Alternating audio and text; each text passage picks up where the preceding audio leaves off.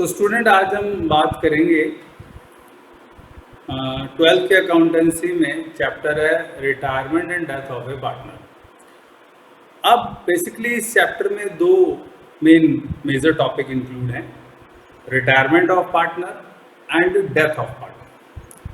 और दोनों ही जो टॉपिक्स हैं उनसे रिलेटेड क्वेश्चन बड़ा आता है। तो पहले हम बात करते हैं इनमें जो कॉमन टॉपिक्स हैं। कॉमन टॉपिक्स में मतलब चाहे पार्टनर रिटायर हो जाए चाहे पार्टनर की डेथ हो जाए, आपको एक दो ऐसे पॉइंट्स हैं जो करने ही है। जैसे सबसे पहले बात आती है कैलकुलेशन ऑफ न्यू रेशो। जब एक पार्टनर रिटायर हो जाता है या उसकी डेथ हो जाती है तो दोनों ही केस में वो पार्टनर पार्टनरशिप फर्म से बाहर हो जाता है। और ऐसा होने पर ऑब्वियसली जो रिमेनिंग पार्टनर है उनकी रेशो में चेंज आ जाएगी। सिंपल सी बात करता हूँ कि जैसे मान लो अगर हम 4 पार्टनर हैं और 1-1-1-1 यानी ये रेशो है उनका 25% हर पार्टनर ले रहा है। तो इसका मतलब जो रेशो है उनका वो 1/4, 1/4, 1/4, 1/4। अब डी रिटायर हो जाता है फर्म से या उसकी डेथ हो जाती है और अभी भी वो पार्टनर इक्वली है, तो इसका क्या मतलब हुआ कि 1:1:1 यानी 1/3, 1/3, 1/3 रेशो चेंज आ गया। और अगर परसेंटेज फॉर्म में कहूँ तो 33.33% सब पार्टनर को मिला था, जहां पहले 25% मिलता था, अब वहां 33.33% मिलेगा। तो इससे एक बात आपको बिल्कुल समझ जानी चाहिए कि जब भी कोई पार्टनर रिटायर होगा या उसकी डेथ होगी तो ऐसे में रिमेनिंग पार्टनर का शेयर बढ़ जाएगा, और जितना शेयर उसका बढ़ेगा इसे हम कहते हैं गेनिंग ऑफ शेयर। यानी जिस रेशियो प्रोपोर्शन में रिमेनिंग पार्टनर अपने हिस्से को बढ़ा रहे हैं या उनका बढ़ रहा है उसे हम कहते हैं गेनिंग रेशियो। जैसे एडमिशन में था सैक्रिफाइस रेशियो। जब एक पार्टनर आता है तो जो पार्टनर हैं एग्जिस्टिंग पार्टनर, पुराने पार्टनर ये कह सकते हैं, वो नए पार्टनर के फेवर में कुछ ना कुछ सैक्रिफाइस करेंगे तभी उसको शेयर मिलेगा। तो वहाँ सैक्रिफाइस रेशियो हम कैलकुलेट करते थे, यहाँ पर आप गेनिंग रेशियो कैलकुलेट करोगे। तो ये बात ध्यान रखना कि जब पार्टनर रिटायर हो जाए या उसकी डेथ हो जाए तो ऑटोमेटिकली जो रिमेनिंग पार्टनर हैं उनका शेयर बढ़ जाएगा, और जितना शेयर बढ़ा आप इसे ही गेनिंग रेशियो बोलोगे या गेन ऑफ शेयर बोलोगे। लेकिन ऐसा जरूरी नहीं है, मतलब 99% तो ऐसा ही होता है कि भाई जो पार्टनर बच गए उनका शेयर बढ़ेगा ही। लेकिन कभी कभार ऐसा भी होता है कि जाने वाला पार्टनर अपना शेयर किसी पर्टिकुलर पार्टनर को ही देके जाता है, तो सबका नहीं बढ़ेगा। आप समझ रहे हो ना बात? जैसे मैंने बात बोली कि 1/4, 1/4, 1/4, 1/4 4 पार्टनर हैं ए बी सी डी। अब अगर डी चला गया और वो उसका सारा शेयर ए ले लेता है, तो यहां पर अगर वो ए ले लेता है, ए का 1/4 प्लस डी से मिला 1/4 यानी 2/4। अब 2/4, 1/4, 1/4 रेशियो हो गया 2:1:1। और यहां पर सी और डी ने कुछ गेन नहीं किया। तो मतलब ऐसा जरूरी नहीं है कि हर बार गेन करेंगे पार्टनर, कोई गेन करेगा भी कोई नहीं भी करेगा। लेकिन कोई भी गेन नहीं करेगा ये नहीं हो सकता, कोई ना कोई तो गेन करेगा, क्योंकि जब एक पार्टनर जाएगा उसका हिस्सा कोई ना कोई तो लेगा। अब यहाँ पे इसी से बात आती है, तीसरी बात निकल के आती है। क्या मैंने पहले आपको रेशो बताया, दूसरा मैंने बताया कि भाई इससे गेन होता है। तीसरा कि अगर कोई पार्टनर गेन करता है और एक पार्टनर जो रिटायर हो रहा है या जिसकी डेथ हो रही है, तो जैसे नया पार्टनर आते वक्त गुडविल लेके आता था तो पुराना पार्टनर जाते वक्त गुडविल लेके जाएगा। अब उसे गुडविल का अमाउंट देगा कौन? देगा वो जो गेन कर रहा है। सारे गेन कर रहे हैं तो जिस गेनिंग रेशियो में वो गेन कर रहे हैं वो उस रेशियो में देंगे। और अगर जैसे मैंने कहा ए ही गेन कर रहा है तो सारा अमाउंट गुडविल का उसको ए देगा। लेकिन जाने वाला पार्टनर अपने हिस्से के बराबर ही गुडविल लेके जाएगा। फर्म की गुडविल मान लो अगर 80,000 है और डी जा रहा है 1/4, तो 80,000 यानी 80,000 का 1/4 इज इक्वल टू 20,000। 20,000 ए देगा उसे अगर सारा ए गेन कर रहा है। तो यहाँ पे ये भी बात ध्यान रखना कि जब एक पार्टनर रिटायर होता है या उसकी डेथ होती है तो वो जाएगा, और जाएगा तो गुडविल का हिस्सा कुछ लेके जाएगा। तो ये मैं आपको ओवरव्यू दे रहा हूँ चैप्टर का, चैप्टर को आपको समझने में थोड़ा आसानी हो जाएगी। इसके बाद आता है कि जब पार्टनर जा रहा है तो अगर रीवैल्यूएशन की भी एडजस्ट कुछ एंट्रीज हैं, असेट्स की वैल्यू बढ़ गई है, घट गई है, लायबिलिटी की वैल्यू बढ़ गई, तो उसका भी जो नेट इफेक्ट है, नेट रिजल्ट है, चाहे वो प्रॉफिट ऑन रिवैल्यूएशन है या लॉस ऑन रिवैल्यूएशन है, वो भी आप पिछले चैप्टर की तरह कैलकुलेट करोगे जैसे एडमिशन में करते थे, और उसका यहाँ पर कैलकुलेट करके जो भी प्रॉफिट या लॉस आता है उसमें सब पार्टनर को वैसे ही देंगे। लेकिन यह ध्यान रखना, जाने वाला पार्टनर भी उसमें शेयर लेगा, यानी आप all partner in their old ratio बांटोगे। तो ये जो थी कॉमन एडजस्टमेंट है, चाहे पार्टनर की का रिटायरमेंट हो या उसकी डेथ हो। इसके बाद कुछ एडजस्टमेंट है जहां पर चेंज आ जाता है, जैसे कैपिटल एडजस्टमेंट है, डेथ के केस में अलग है, रिटायरमेंट के केस में अलग है, तो वो हम डिस्कस करेंगे यहाँ पर। तो यहाँ पर मैं आपको जो मैंने आपको ओवरव्यू दिया है चैप्टर का, वो जो समझा रहा था, मेरे को लगता है कि आपको समझ में आ जाना चाहिए। अब आप चैप्टर की अगर थ्योरी भी पढ़ोगे ना, तो वो भी आपको ढंग से समझ में आ जाएगी। किसी भी बुक से पढ़ो, थ्योरी पढ़ोगे, बिल्कुल समझ में आएगी। हाँ, तो student, in case of retirement death बात करते हैं हम कैलकुलेशन ऑफ न्यू रेशियो। ये एक सिंपल सा क्वेश्चन मैंने आपको लिखा है। यहाँ पर दो ही मेथड है न्यू रेशियो निकालने के मोटे तौर पर, तो जिसमें से एक मेथड मैं इस क्वेश्चन के थ्रू डिस्कस कर रहा हूँ और बहुत ही सिंपल है। ए, बी और सी पार्टनर है, शेयरिंग प्रॉफिट रेशियो दे रखा है 1 2 3, न्यू रेशियो निकालनी है और तीनों ही केस बता दिया कि अगर ए रिटायर हो जाए या बी हो जाए या सी हो जाए। तो अब बात करते हैं सबसे पहले फर्स्ट पॉइंट में, इफ़ ए रिटायर। तो यहाँ पे फर्स्ट पॉइंट में यहाँ पे बिल्कुल सीधी बात है, आप यहाँ लिखोगे old ratio of A, B and C, और यहाँ लिखोगे आप 1 2 3। फिर आपको मेंशन करना है if A retire,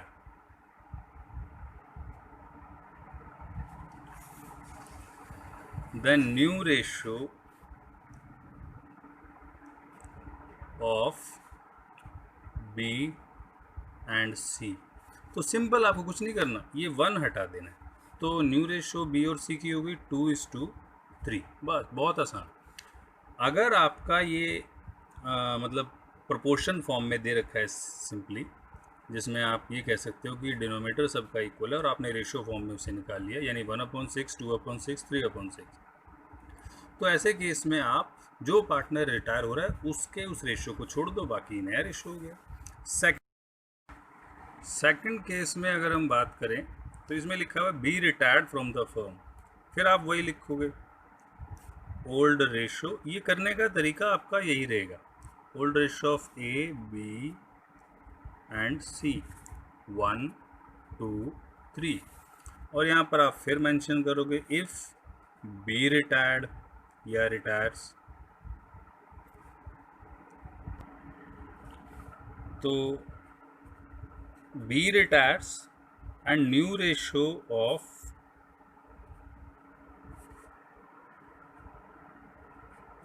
A and C. अब आप बी को यहाँ से हटा दो, एनिमिलेट कर दो बी के शेयर को, तो 1:3। यही बात आप थर्ड केस में भी ऐसे ही अप्लाई कर सकते हो, old ratio of A, B and C 1 2 3, और यहाँ फिर आप मेंशन करोगे if C retires, then new ratio of A and B. अब इसे आप एलिमिनेट कर दो 1:2, तो आपने देखा बिल्कुल सिंपल तरीका है, 1:2 ये आ गया, 1:3 अगर बी रिटायर होता है और अगर ए रिटायर था तो 2:3। बिल्कुल सिंपल केस है। इसमें आपको जो पार्टनर रिटायर हो रहा है उसके प्रोपोर्शन को या उसके शेयर को एलिमिनेट कर देना है, ठीक है। दोबारा बता देता हूँ मैं एक बार, आपको समझ में आ जाएगा। देखो फर्स्ट केस में ओल्ड रेशियो दे रखा है 1 2 3, ए रिटायर्ड, तो आप ए के शेयर को एलिमिनेट करोगे, बी और सी का 2 3 बच गया। इसी तरह अगर आप सेकंड केस देखो तो old ratio of A B C दे रखा है 1:3 और बी रिटायर, तो new ratio of A and C, B को आप एलिमिनेट कर दो 1:3, old ratio of A B C 1:3 और यहाँ पे सी रिटायर है तो सी को एलिमिनेट कर दो ए और बी का 1:2। ये आपका एक सिंपल केस खत्म हो गया। तो स्टूडेंट अब हम बात करते हैं कैलकुलेशन ऑफ न्यू रेशियो के मेथड नंबर 2। डेथ रिटायरमेंट में दो ही मेथड है और ये दूसरा है, ये भी कोई ज़्यादा मुश्किल नहीं है, इजी सा है। इसमें देखो ए बी सी पार्टनर है, रेशो दे रखा है 2:1, सी रिटायर, और आपको ये बताया जाएगा कि जो पार्टनर रिटायर हो रहा है उसके शेयर को पुराने या रिमेनिंग पार्टनर जो हैं वो किस रेशो में लेंगे। तो यहाँ पे बताया हुआ है कि ए बी ने सी के शेयर को 3:2 रेशो में गेन किया है, मतलब दिस इज गेनिंग रेशो, ये उन्होंने ले लिया। तो अब हम शुरू करते हैं। यहाँ पे लिखने का तरीका वही, old ratio of A B and C 2:1, C retired. अब आप यहाँ लिखो ए गेन फ्रॉम सी। पहले एडमिशन में ए सेक्रीफाइस फॉर सी होता था, अब यहाँ सी से गेन कर रहा है क्योंकि सी जा रहा है कितना 3/5, 3:2 में, यानी 3/5 किसका, सी का, 1/5 का, तो 3/25। B gain from C 2/5 of C, 2/5 of C share, तो 2 आ गया 25। अब as new ratio old ratio यानी 2/5 प्लस गेन जो कि 3/25, 25, 5 पंजे 25 और 5 दूनी 10, 3 ऐसे ही, तो 13/25। बीज न्यू रेशो सेम 2/5 ओल्ड, ये 2/5 इनका ओल्ड था, 2:1, तो 2/5 प्लस गेन 2/25, 25, 10 प्लस 2, ये आ गया 12/25। तो आप देख सकते हो न्यू रेशो आ गया आपका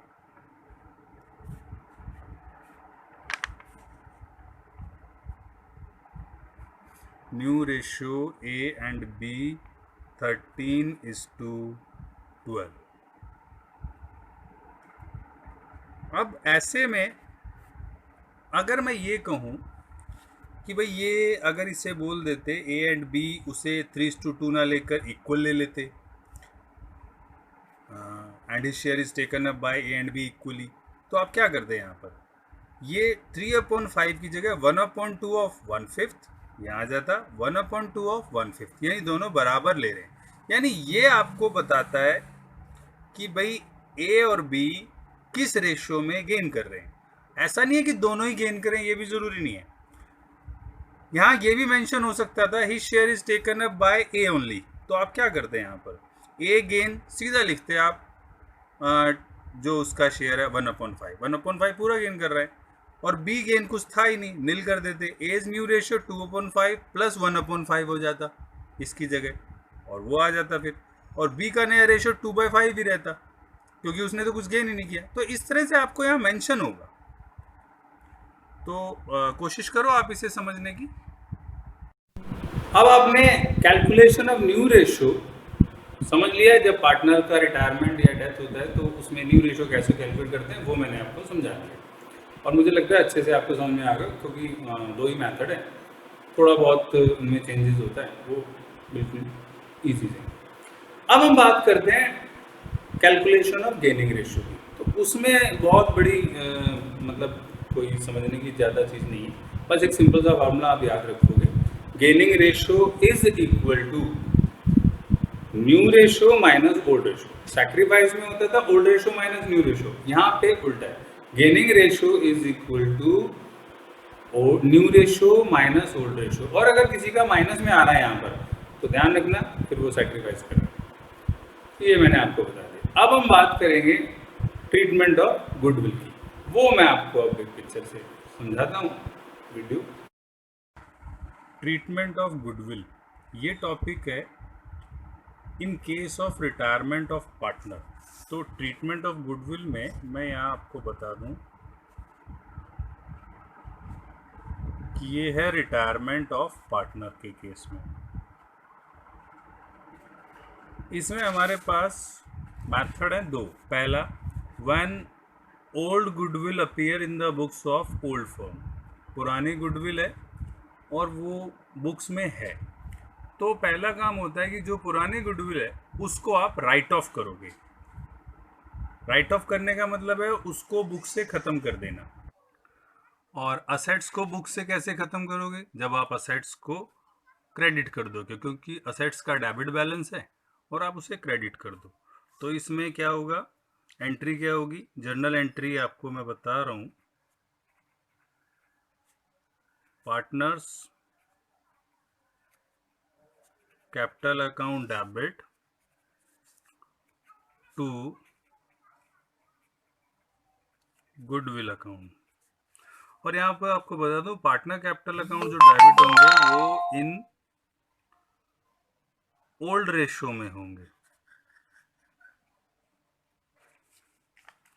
अब दूसरा केस इसमें, when goodwill account is not raise at the time of retirement of partner, यानी पार्टनर रिटायर हो रहा है और वो गुडविल के ट्रीटमेंट की बात कर रहे हैं, तो या तो उसमें रेज के बारे में नहीं बोला या कुछ नहीं बोला, तो आपको फिर एक एंट्री करनी है। कौन सी एंट्री करनी है? जैसे यहाँ पर ये एंट्री थी, अब आपको एंट्री कौन सी करनी है? Gaining partner capital account debit to retiring partner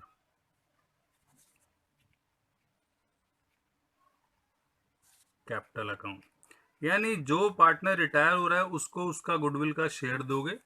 यहाँ पे उसको शेयर ऑफ गुडविल देंगे हम, और ये गेनिंग रेशियो में,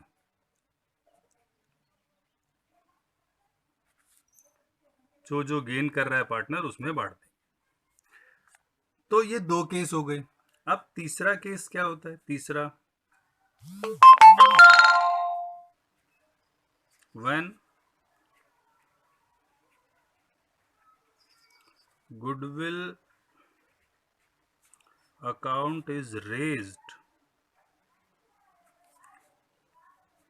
अब अगर रेज्ड होता है या to show in the books, तो ऐसे केस में आपको गुडविल रेज करनी है, मतलब दिखानी है। इसमें आप एक एंट्री क्या करोगे?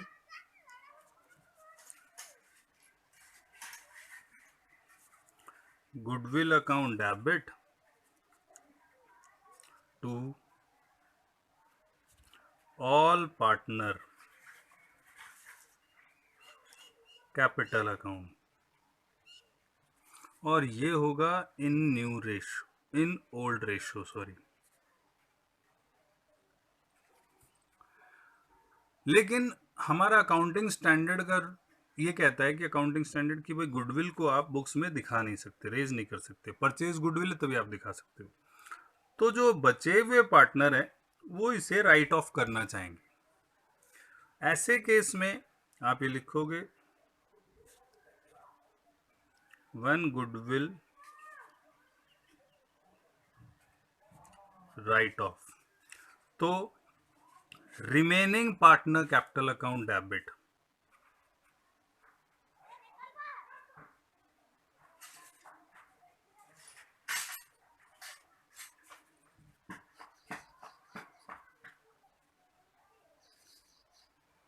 टू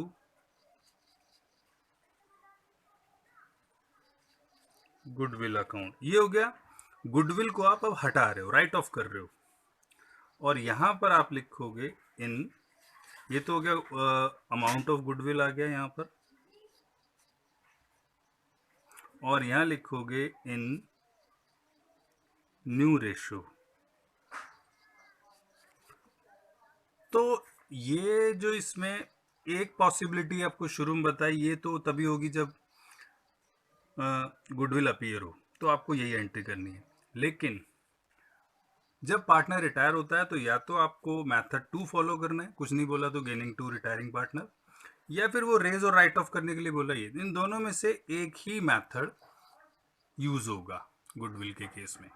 तो ये आप ध्यान रखेंगे कि ट्रीटमेंट ऑफ गुडविल में मेन 2 ही मेथड है। ये तो आपको वैसे बताया मैंने कि हमेशा चाहे पार्टनर का एडमिशन हो, चाहे चेंज इन रेशो, पुरानी गुडविल है तो वो आपको राइट ऑफ ही करनी होती है। ओके, ट्रीटमेंट ऑफ गुडविल का टॉपिक मैंने आपको समझाया, जिसमें जब पार्टनर जाता है तो किस तरह से हम गुडविल का ट्रीटमेंट की जर्नल एंट्रीज करेंगे। अब हम बात करते हैं revaluation of assets and liability, और यहाँ पर कुछ नया नहीं है, वही पुराने रूल है, और वो मैं आपको रिकॉल करा देता हूँ। When assets increase, assets account debit to revaluation. When assets decrease, revaluation account debit to assets. When liability increase, revaluation account debit to liability. When liability decrease, liability account debit to revaluation. ये 4 entry तो मोटी मोटी हैं, और ये मैं पहले बता चुका हूँ। ध्यान रखना कि यहाँ पर आपको अमाउंट वो लेना है जो डिफरेंस है पुरानी और नई वैल्यू के बीच। फॉर एग्जांपल कि मशीन की वैल्यू 60,000 थी और अब वो 50,000 हो गई, तो 10,000 जो डिक्रीज हुआ, जो अमाउंट रिडक्शन का है 10,000, वो आपको लेना है revaluation account debit to machine 10,000। तो ये एंट्री आपको आती है। इसमें प्रोविजन फॉर डाउटफुल डेब्ट्स की है, प्रॉफिट हो गया तो क्या करोगे, revaluation account debit to partner, loss हो गया तो partner capital account debit to revaluation, ये एंट्री आपको आती है। तो रिवैल्यूएशन अकाउंट आपको बनाना आएगा, उसमें कोई समस्या नहीं, वो आप बना। यहाँ मैं आपको सिखाऊंगा कि अगर पार्टनर रिटायर होता है तो उसका कैपिटल अकाउंट हम कैसे बनाएंगे और फिर बैलेंस शीट कैसे बनाएंगे, वो मैं आपको समझाऊंगा। तो आई थिंक इसके बाद ये पूरा एक जो टॉपिक है रिटायरमेंट ऑफ पार्टनर का, उसका लगभग 90% खत्म हो जाएगा। एडजस्टमेंट ऑफ कैपिटल के कुछ क्वेश्चंस होंगे, वो हम डिस्कस कर लेंगे।